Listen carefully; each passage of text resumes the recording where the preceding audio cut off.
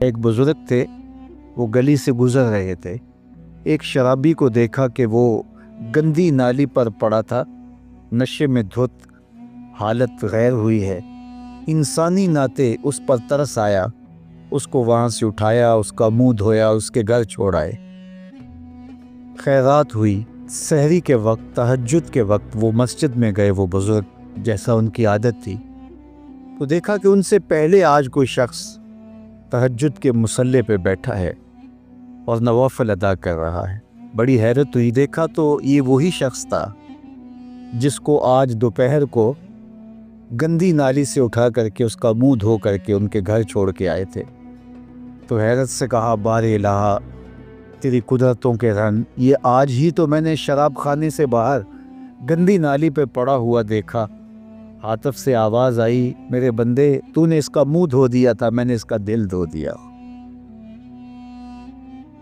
تو جب کوئی شخص اپنا منہ دھوتا ہے، اپنے ہاتھ دھوتا ہے، تو اللہ اس کے گناہ دھو ڈالتا ہے۔ تو یہ نصف الایمان ہے، یہ آدھا ایمان ہے۔ ہمارے دین نے ہمیں صفائی کا، ستھرائی کا، پاکیزگی کا، عفت کا، پاک دامنی کا حکم دیا ہے۔ اگر آپ مجھ سے پوچھیں کہ اسلام کا دوسرا نام کیا ہے، تو میں کہوں گا اسلام کا دوسرا نام دین طہارت ہے۔ علماء نے لکھا کہ ایک طہارت معنوی ہوتی ہے، ایک طہارت حسی ہوتی ہے۔ ہمارا دین متقاضی ہے اس بات کا کہ ہمارا دل شرک سے، کفر سے پاک ہو، ہمارا دماغ غرور سے، تکبر سے، اور ہمارا عمل ریا سے، ہمارا دل تصنع سے، بناوٹ سے، حقد، کینے اور بغض اور نفرتوں سے پاک ہو۔ معنوی نجاست سے ہم اپنے آپ کو پاک کریں۔ اسی طرح ہم ہر طرح کے حدث سے اپنے آپ کو پاک کریں، حد سے اصغر ہو یا حد سے اکبر ہو۔ وضو سے رہیں، وضو پر وضو کرنا مستحب ہے اور یہ قربت الہی کا ذریعہ ہے، اور ہر وضو کے ساتھ مسواک کرنا مستحب ہے، اور اگر مسواک نہیں ہے تو آپ انگلی کے ساتھ اپنے دانتوں کو صاف کریں۔ غسل واجب ہو وہ تو کرنا ہی کرنا ہے، لیکن روزانہ کی بنیاد پہ صفائی حاصل کرنے کے لیے غسل کیا جائے، مستحب ہے۔ نماز کے لیے آپ کے لباس کا صاف ہونا بھی شرط ہے، آپ کے جسم کا پاک ہونا بھی شرط ہے، حد سے اکبر اور حد سے اصغر سے پاک ہونا بھی شرط ہے، اور جہاں کھڑے ہو کے نماز پڑھ رہے ہیں اس جگہ کا پاک ہونا بھی شرط ہے۔ مجھے بتائیے کوئی ایسا پاکیزہ دین آپ نے دیکھا ہے؟ اس سے بڑھ کر کیا کہ جب تم اس دنیا سے رخصت ہونے لگے اور تمہارے بدن کو مٹی کے سپرد کرنے لگے، اور وہ بدن مٹی کھا جائے گی، لیکن کہا کہ اس کو بھی ذرا غسل دے کے بھیجو، اس کو چٹے لباس کا کفن دے کے بھیجو۔ یہ وہاں پیش ہو رہا ہے تو پاکیزہ بدن کے ساتھ۔ تو یہ ہمارا دین ہے جو ہمیں صفائی کا، ستھرائی کا حکم دیتا ہے۔ اپنے ماحول کو پاک رکھیں، ماحول کو ستھرا رکھیں۔ دنیا کے اوپر بسنے والی قومیں جب ترقی کی راہوں پہ گامزن ہوتی ہیں تو وہ ان چیزوں کا بہت خیال رکھتی ہیں۔ ہم جب ترقی کی راہوں پہ گامزن تھے تو اس وقت ہماری ستھرائی کی، ہماری پاکیزگی کی، ہماری عفت کی مثالیں دی جاتی تھیں۔ جب پیرس کی گلیوں میں کیچڑ تھا، بغداد عروس البلاد کہلاتا ہے۔ آج مسلم دنیا کے شہروں کی کہانی دیکھ لیجئے، کہا جاتا ہے فلاں ایشیا کا گندہ ترین شہر ہے، فلاں دنیا کا گندہ ترین شہر ہے۔ اپنے اطراف میں پھیلی ہوئی گندگیاں دیکھیے، گھر سے شاپر میں گندگی ڈال کر کے اپنے ہی گھر کے دروازے پہ پھینک کے ہم سمجھتے ہیں ہم نے گھر کی صفائی کر لی، تو وہی پہ پاؤں سے، گاڑی کے ٹائروں سے لگ کے پھر ہمارے اندر جا رہا ہوتا ہے۔ ہمارے دین نے تو ہمیں یہ کہا، اگر کوئی راستے میں گری پڑی چیز کو جو گزرنے والوں کے لیے رکاوٹ بنے، اس کو اٹھا کے ہم پھینک دیں تو یہ جنت کے راستے کی ضمانت بن جاتی ہے۔ اور ہم نے 8 فٹ کی گلی میں 3 فٹ کی تھڑی پکی ڈال دی، ہم نے جنریٹر باہر لگا دیا، ہم نے گھر کی موٹر باہر لگا دی۔ اگر ہمارے گھر کے پاس کوئی خالی پلاٹ موجود ہے تو وہ گندگی کا ڈھیر بن گیا۔ گھروں کے اندر ہزاروں اخراجات ہیں لوگوں کے، 20، 25، 30 ہزار روپے ماہانہ خرچہ تو عام گھر کا ہے، لیکن جو عمرہ ہیں 2-2، 4-4 لاکھ روپے اب ان کا ماہانہ خرچہ ہے۔ تو جہاں اتنا خرچہ ہر بندہ اپنے گھر میں کر رہا ہے، تو صرف 1-1 ہزار روپیہ ڈال کر کے اپنی گلی کی صفائی کا اہتمام نہیں کر سکتا؟ اپنے چھوٹے سے محلے کی صفائی کا اہتمام نہیں کر سکتا؟ اگر وہ کر لے تو 1000 روپے اس کو بجلی کا بل بچ جائے. وہ جو روز دھوتا ہے اپنے گھر کو اور یہی گندگی پاؤں سے لگ کے اندر جا رہی ہوتی ہے، اگر محلہ صاف ہوگا تو یہ نہیں جائے گی. اس کا اپنا فائدہ ہے، اس کا 1000 روپیہ پھر بھی بچ جائے گا. لیکن ہم اس کو کرنے کے لیے تیار نہیں. اپنے گھر کو صاف کر لیا اور باہر گندگی ڈال دی، اور دوسرے نے بھی اپنے گھر کو صاف کر لیا، باہر گندگی ڈال دی. راستے کے اندر گاڑی کھڑی کر دینا، چلتے راہ کے اندر ریت مٹی پھینک دینا، اور پھر 2 دن اس کو اٹھانا ہی نہ. لوگ اذیت سے گزرتے، کوئی بات نہیں. کس طرح کا معاشرہ بن گیا ہوا ہے. کس طرح بندہ گوارا کرتا ہے کہ اس نے سڑک پہ موٹر سائیکل کھڑی کی ہوئی ہے اور پیچھے ٹریفک رکی ہوئی ہے، اور وہ مزے سے جو ہے وہ اندر سے کلفی لے رہا ہے، کوئی اور چیز لے رہا ہے، اور لوگ ہارن بجا رہے ہیں. وہ کہتا ہے بے جو تنوا کے لگی ہے. وہ کہتے ہیں جو اس نے بھی تو روکا ہوا تھا، مجھے کیا ہے. عجیب کہانی ہے بھائی. کیا یہ ایک مسلمان کا طریقہ ہے؟ یہ تو ایک اچھے انسان کا طریقہ بھی نہیں ہے. مسلمان تو اس سے اوپر والے درجے کا شخص ہوتا ہے. اچھا انسان ہونا بہت بڑی بات ہے، اچھا مسلمان ہونا تو اس سے بڑی بات ہے. ہم سوچیں کہ جو ہمارے تیور، لچھن، طرز زندگی، انداز معاشرت ہے، وہ ایک اچھے مسلمان ہونے کی تو دور کی بات، اچھے انسان ہونے کی بھی نہیں ہے. تو ہمارا دین صفائی کا دین ہے، ہمارا دین پاکیزگی کا دین ہے. ماحول کی پاکیزگی سے لے کر ذات کی پاکیزگی تک، ظاہری پاکیزگی سے لے کے باطنی پاکیزگی تک، خیالوں کی پاکیزگی سے لے کے سوچوں کی پاکیزگی تک، طرز زندگی کی پاکیزگی سے لے کر انداز معاشرت کی پاکیزگی تک، ایک صالح، پاکیزہ، خوبصورت اور ستھرا معاشرہ تشکیل دینے کے لیے مجھے اور آپ کو کردار ادا کرنا چاہیے، اور ہمیں اپنے حصے کا کام کرنا چاہیے. چیزوں میں ترتب ہو، خوبصورتی ہو، نظم ہو، اور کسی کے لیے قذر کا، تکلیف کا، نقصان کا، پریشانی کا سبب اور ذریعہ نہ بنے. جس شخص نے ایمان کی دولت حاصل کر لی تو چاہے دنیا کی کوئی اور چیز اس کو نہیں بھی ملی تو وہ فلاح پانے والا ہے. اور چیزیں دنیا کی اگر اس کو میسر آ جاتی ہیں تو وہ سونے پر سہاگے کا کام ہے. لیکن فرض کرو اس کو اور کچھ بھی نہیں ملتا، صرف ایمان، تو نفس ایمان فلاح کی ضمانت ہے. اسود الرائی، رائی عربی میں کہتے ہیں چرواہے کو، اسود کہتے ہیں کالے رنگ کو. کالے رنگ کا ایک چرواہا تھا، اسود نام سے، نام بھی اسود پڑ گیا تھا. کالے رنگ کے لوگوں کو لوگ کالو کہہ دیتے ہیں ہمارے ہاں. عربی کے اندر بھی اسود کو کہتے ہی اسود تھے. تو پھر جو آزاد لوگ ہوتے ہیں ان کے تو نام ہوتے ہیں، تو غلاموں کے تو پھر لوگوں کی مرضی سے نام ہو گئے نا، جو لوگ ڈال دیں. تو اس کا نام بھی اسود پڑ گیا اور تھا بھی کالے رنگ کا. تو حضور علیہ الصلوۃ والسلام ایک غزوے پہ تشریف لے گئے تھے اور یہ اپنی بکریاں لے کے گزرا، اور اس کی نظر حضور کے چہرے پر پڑی. آقا کریم کو دیکھا، حضور نے دعوت دین دی، تو اس کے دل میں ایمان تر آیا. تو اس نے حضور علیہ السلام کے ہاتھ پہ بیعت اسلام کی اور عرض کی کہ حضور اب میں تو کہیں کا جانے کا نہیں ہوں، اب ان بکریوں کا کیا کروں، یہ تو میرے مالک کی بکریاں. تو فرمایا کہ تم ان کو اس کے باڑے کی طرف ہانک دو، جب آخری بکری اس کے باڑے میں چلی جائے تو تم پلٹ آنا. تو وہ گئے اور جا کے بکریوں کو اس کے باڑے کے اندر ہانکا. جب آخری بکری اندر چلی گئی، پھاٹک بند کیا تو واپس آ گئے. اتنے میں جنگ کا بازار گرم ہو چکا تھا، گمسان کی لڑائی شروع ہو چکی تھی. تو یہ آئے اور میدان عمل میں کود پڑے، اور بکریاں چرانے والے تھے بے جگری کے ساتھ جو ہے وہ لڑے، پوری ہمت کے ساتھ آگے بڑھے، لیکن دشمن کی تلوار نے ان کو کاٹ کے رکھ دیا.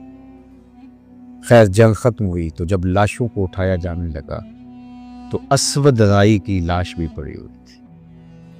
تو اللہ کے محبوب علیہ السلام نے جو ارشاد فرمایا اس کا مفہوم یہ ہے کہ یہ شخص ہے جس نے کوئی نماز نہیں پڑھی، کوئی روزہ نہیں رکھا، کوئی زکوٰۃ نہیں دی، کوئی حج نہیں کیا، یہ آیا اور سیدھا جنت کا دروازہ کھلا تھا اندر چلا گیا. تو ایمان وہ بنیادی چیز ہے کہ کامیابی اور فلاح کی ضمانت شروع ہی ایمان سے ہوتی. کچھ بھی نہ ہو آپ کے پاس، ایمان کی دولت ہو، اللہ اکبر. اور یہ ایمان ہمیں کسی قیمت سے نہیں ملتا، یہ اللہ کی توفیق سے ملتا. بڑے بڑے سمجھدار ہو، ابو جہل کو ابو الحکم کہتے تھے، دانائیوں کا سر چشمہ، پر پنچایت کا آدمی تھا، بالوں کی کھال ادھیڑ لیتا تھا، معاملہ فہم تھا، باتوں کی تہ تک پہنچنے کا فن جانتا تھا، لیکن نہیں پہنچ سکا. اور یہ نہیں ہے کہ اس کو پتہ نہیں چلا تھا، مغالطہ لگ گیا، نہیں. اخنس بن شریک نے، وہ ایک لمبی کہانی ہے کہ حضور کی تلاوت یہ سنتے رہے، ابو سفیان بھی تھے، یہ بھی، اور اخنس بن شریک بھی. تو 3 دن تک قسمیں بھی کھاتے رہے، سنتے بھی رہے. وہ لمبی کہانی ہے. تو تیسرے دن لمبا ڈنڈا لے کر کے تو اخنس بن شریک نے آ کے ابو جہل کے دروازے پہ مارا اور کہا، وہ یہ باہر آیا آنکھیں ملتا ہوا، کہا ابو الحکم بتا، سچ بتانا ہے، جھوٹ نہیں بولنا. 3 دن سے ہم نے جو کلام سنا ہے، تیری اس کے بارے میں رائے کیا ہے؟ انصاف کی تکڑی تیرے ہاتھ میں ہونی چاہیے، جھوٹ نہیں بولنا. تو نے بھی سنا ہے اور میں نے بھی سنا ہے اور ابو سفیان نے بھی سنا ہے. تو سچ بتا کے تیری رائے کیا ہے؟ تو ابو جہل ڈنڈی تو نہیں مار سکتا تھا. اس نے پھر کیا کہا؟ اس نے کہا، اخنس، رفادہ اور سقایا یہ تو پہلے ہی بنو ہاشم کے پاس ہے، یعنی یہ 2 عزتیں تو پہلے ہی ان کے پاس ہیں، اور اگر نبوت بھی اس گھر کی مان لیں تو پھر ہمارے پلے کیا رہا؟ ہماری چودر تو گئی. تو اخنس بن شریک نے کہا کہ اس کا مطلب ہے کہ تم ایک حق کو، ایک سچائی کو، ایک حقیقت کو جو ہے وہ ماننے سے انکار کر رہے ہو صرف اپنی چودراہٹ بچانے کے لیے. تو یہ تو بہت زیادتی ہے. چلو تم بچاؤ اپنی چودراہٹ، میں جا رہا ہوں اور محمد عربی کا غلام بننے جا. اور آپ کو حیرت ہوگی کہ ابو جہل بہت کائیں شخص تھا. اس نے کہا میری بس بات سن جاؤ. وہ رکا، کہا اچھا آج تم اپنے باپ دادا کے دین کو چھوڑنے جا رہے ہو، تمہاری ماں جس دین پہ تھی اس کو چھوڑنے جا رہے ہو، تمہاری دادی پردادی جس دین پہ تھی، جنہوں نے تمہیں جنم دیا، تمہیں گود میں کھلایا، آج تم ان کو چھوڑنے جا رہے ہو. تو یہ رک گیا، ٹھہر گیا. اور آپ جانتے ہیں کہ اخنس بن شریک حالت کفر میں مرا. علماء نے کہا کہ یہ وہ شخص تھا جو ایمان کے کنارے پہ آیا، لیکن اللہ کا عزت نہیں ہوا اور یہ آگے نہیں بڑھ سکا. اللہ اکبر. تو یہ تو سودے قسمت کے. نوجوان جوان ہوتا ہے تو اس کی آرزو کیا ہوتی ہے؟ اچھا گھر مل جائے، اچھی گاڑی مل جائے، اچھی بیوی مل جائے اور اڑ کے یورپ چلا جاؤں. اس کی زندگی کا یہی منصوبہ ہے. کیا بتائیں احباب، کیا کارنامائیاں کر گئے، BA کیا، نوکر ہوئے، پینشن ملی اور مر گئے. یہی زندگی. اگر میری اور آپ کی زندگی میں اقامت دین نہیں ہے، میری اور آپ کی زندگی کے منصوبہ جات میں، اہداف کے اندر غلبہ اسلام نہیں ہے، اگر میری اور آپ کی زندگی کے اندر اسلام کا لایا ہوا نظام نافذ کرنے کا کوئی منصوبہ نہیں ہے، تو سنیے، اچھی طرح سن لیجئے، ہم صرف اناج کھانے کے لیے پیدا ہوئے ہیں. ہمیں اپنی زندگی کی مقصدیت کا نہیں پتا. کھانے پینے کے لیے یہ تو جانور بھی پیدا ہوئے ہیں. اشرف المخلوقات ہے، نائب الہی ہے، خلیفۃ اللہ فی الارض ہے. اس کا مقصد ہی کوئی نہ ہو، صرف کھانا ہے، پینا ہے، گھر بنانا ہے. یہ کیا مقصد ہوا؟ یہ تو چڑیاں بھی اچھے گھونسلے بنا لیتی ہے، یہ تو چیونٹی بھی موسم برسات کے لیے جمع کر لیتی ہے. یہ کوئی کمال نہیں. زور طاقت حاصل کر لینا، توانائی حاصل کر لینا، یہ تو بڑے بڑے جنگلی جانوروں کے اندر بڑی توانائیاں اور طاقتیں. اشرف کیسے ہے؟ اس کا ایک ہدف ہے، پوری دنیا کو امن سے بھر دینا، پوری دنیا کو انصاف سے بھر دینا. غلبہ دین ہو، غلبہ اسلام ہو، توحید کا پرچم بلند ہو، اللہ کے رسول صلی اللہ علیہ وسلم کی اطاعت لوگوں کے رگ و ریشہ میں محو نفوذ ہو جائے. اگر میرے اور آپ کی زندگی میں کہیں یہ نہیں ہے منصوبہ، ہماری زندگی بس یہاں تک پہنچے گی اور قبر کی مٹی آ جائے گی، تو صاحب پھر سن لیجئے، ہمیں پھر اسلام کی ہوا بھی نہیں لگی ہے. ہم پھر سمجھ نہیں پائے کہ ہم پیدا کیوں ہوئے تھے. صرف ہم کھانے پینے کے لیے، اچھا مکان بنانے کے لیے اور شادی بیاہ کرنے کے لیے پیدا ہوئے. تو یہ سب کچھ تو جانوروں کے اندر بھی ہے. ہماری زندگی کا ہدف اسلام کا غلبہ ہے. ہماری زندگی کا ہدف پائیدار امن کا قیام ہے. ہماری زندگی کا ہدف رسول اللہ صلی اللہ علیہ وسلم کے پیغام کا ابلاغ کائنات کے ایک ایک گوشے پہ ہے. ہماری زندگی کا ہدف قرآنی معاشرت کا قیام ہے. ہماری زندگی کا ہدف اقدار عالیہ کا فروغ ہے. ہماری زندگی کا ہدف اخلاق حسنہ کو عملی طور پہ اپنے اوپر اور معاشرت کے اوپر نافذ کرنا ہے، اور ہم اللہ کے بندے بن کے، نائب الہی بن کے اپنی زندگی گزاریں. اور یہ دھرتی اللہ کی امانت ہے اور اس دھرتی کے اندر اسلام کا غلبہ ہو. اگر ہماری زندگی میں کہیں یہ نہیں ہے، نہ کہیں پائپ لائن میں ہے، نہ کہیں عملی طور پہ اب موجود ہے، نہ اس کی طرف ہمارا سفر ہے اور نہ کوئی ارادہ ہے، تو پھر مجھے کہنے دیجئے کہ ہم صرف اناج کھانے کے لیے پیدا ہوئے ہیں، ہمیں کوئی زندگی اور آخرت کی اور دین کی کوئی سمجھ اور فہم ادراک ہے ہی نہیں۔ ہمیں سمجھنا ہوگا میری زندگی کا مقصد تیرے دین کی سرفرازی، میں اسی لیے مسلمان، میں اسی لیے نماز۔ اگر میرا یہ مقصد نہیں ہے تو پھر مجھے سوچنا ہوگا میں کس جگہ پہ کھڑا ہوں۔ تو معال کار، معاد، ہمارا مقصود، ہماری آخرت، ہماری منزل تبھی منزل بنتی ہے اگر یہ اہداف ہمارے سیٹ ہوں۔ یہ ہماری ذیلی ضرورتیں، کھانا پینا، اچھا گھر، اچھا مکان، یہ ہماری ذیلی ضرورتیں۔ ظاہر ہے ہم بشر ہیں اور کچھ بشری تقاضے ہیں، یہ چلتے چلتے زندگی میں ساتھ آتے رہتے ہیں، ملتے رہتے ہیں، ان سے تلطف، ان سے تمتع، ان سے نفع ہم پاتے رہتے ہیں، لیکن آگے بڑھتے رہتے ہیں۔ ہدف ہمارا اور ہے۔ ہدف اس کو کہتے ہیں کہ جس کی طرف نظر ہو، جو مرکز نگاہ ہو، جس کو حاصل کرنا آپ کا مقصود ہو۔ اور اللہ کے محبوب علیہ السلام نے فرمایا کہ میری مثال ایسے ہے جیسے کوئی مسافر چند لمحوں کے لیے کسی درخت کے نیچے سستانے کے لیے ٹھہرے۔ تمہاری دنیا سے مجھے صرف اتنا سروکار ہے۔ تو آئیے میں اور آپ اپنی زندگی کو دیکھیں کہ ہم کیا کر رہے ہیں، ہمارے اہداف کیا ہیں، اور بچپن سے جو ہی پروان چڑھتے ہیں ہمیں ماں کیا سبق دے رہی ہے کہ بیٹا تو اتنا امیر ہو جائے، تو اڑ کے یورپ چلا جائے، تیرے پاس اتنی دولت ہو، تیرا ایسا گھر ہو، تیرا ایسا بنگلہ ہو، کیا یہ مقصود ہے؟ ہماری ماضی کی مائیں تو یہ نہیں دیتی تھی۔ وہ تو بچہ پروان چڑھتا تھا تو کہتی تھی تو محمد عربی کا غلام بننا ہے، تو نے اسلام کا مجاہد بننا ہے۔ وہ مائیں کہا کرتی تھی، صلاح الدین ایوبی کی ماں نے ان کو کہا تھا نا کہ بیٹا جلدی جلدی بڑا ہو، تو نے مسجد اقصیٰ کو واپس لینا ہے۔ تو جب مائیں یہ کہتی ہیں تو بیٹے اپنی زندگی کا وہ ہدف طے کر لیتے ہیں، گول سیٹ کر لیتے ہیں۔ لیکن جب مائیں کہتی ہیں کہ نہیں نہیں پتر دیکھ، شریک کہاں چلے گیا اور ہم کہاں رہ گئے، ہم نے بھی یہ بنانا ہے، یہ صاحب ہماری زندگی کا ہدف نہیں ہے، یہ اچھی طرح سے ہمیں اپنے ذہن سے نکال دینا چاہیے۔ یہ چلتے چلتے راستے کے اندر مل جائے تو بسم اللہ۔ وہ ایک گاڑی کے پیچھے لکھا تھا، مل گئی روزی، نہ ملا تو روزہ۔ ہم چلتے جائیں گے، مل گئی تو روزی، نہ ملا تو روزہ۔ مقصد اسلام کے غلبے کا، مقصد اسلام کے جھنڈے کو کائنات میں اونچا کرنے کا۔ آئیے میں اور آپ اپنے مقصد حیات کو سمجھیں اور اس کو پانے کے لیے جد و جہد کا آغاز کریں۔ ادارۃ المصطفیٰ، یہ خطبہ جمعہ، ہمارے اہداف، ہمارے طلباء کی تربیت، ہمارا نظم، یہ ایک مربوط مقصد کی خاطر آگے بڑھ رہا ہے۔ اس معاشرت کے اندر جو مادیت زدہ ہے، ہم وہ کامیابی تو شاید حاصل نہیں کر پائے، لیکن الحمدللہ وہ شعور اور فہم اور ادراک کا نور جب آگے بڑھے گا تو حالات اور راستے نکلتے چلے جائیں گے۔ آ ملیں گے سینہ چاکانے چمن سے سینہ چاک، بزم گل کی ہم نفس باد صبا ہو جائے گی، شبنم افشانی پیدا کرے گی میری سوز و ساز، اس چمن کی ہر کلی درداش نہ ہو جائے گی، آسمان سحر کے نور سے ہوگا آئینہ پوش، ظلمت رات کی سی ماپا ہو جائے گی، شب گریزاں ہوگی آخر جلوہ خورشید سے، یہ چمن معمور ہوگا نغمہ توحید۔ محبت فطری ہوتی ہے، محبت عقلی ہوتی ہے۔ فطری محبت جس طرح باپ کی بیٹے سے، بیٹے کی باپ سے، ماں کی بیٹے سے، بیٹے کی ماں سے، بہنوں بھائیوں سے، یہ محبت فطری ہے۔ تو اس میں نہ رنگ دیکھے جاتے ہیں، نہ کمال دیکھا جاتا ہے، نہ وصف، نہ خوبیاں دیکھی جاتی ہیں۔ ماں سے محبت کرنی ہی کرنی ہے چاہے حبشیہ ماں ہو، اور بیٹے سے محبت کرنی ہی کرنی ہے چاہے بیٹا کالا کلوٹا ہی کیوں نہ ہو، ماں اس کو بھی چاند کہہ کے پکارتی ہے۔ تو اسی طرح دوسری محبت عقلی جس طرح مشاہیر کے ساتھ، شخصیات کے ساتھ کی جاتی ہے، اہل علم کے ساتھ کی جاتی ہے، تو یہ محبت عقلی ہے۔ اور تیسری محبت شرعی ہے۔ اب میں آپ سے عرض کرنا چاہوں گا کہ باپ اور بیٹے کی آپس میں محبت فطری ہے۔ کیوں؟